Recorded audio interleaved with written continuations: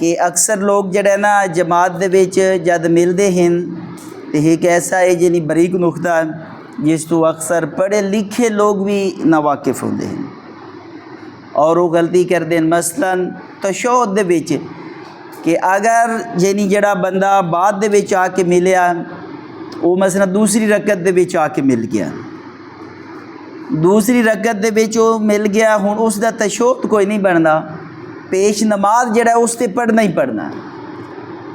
इत्थे हुण जड़ा आवन वाला बंदा है एक ते उसने हाथ थले रखने होंदे और ज़रूरी है आयतुल्ला सिस्तानी दे मुकल्लिदीन वास्ते कि वो जड़ा ना उस जिक्र नूं भी पेश नमाज दे नाल पढ़ना है।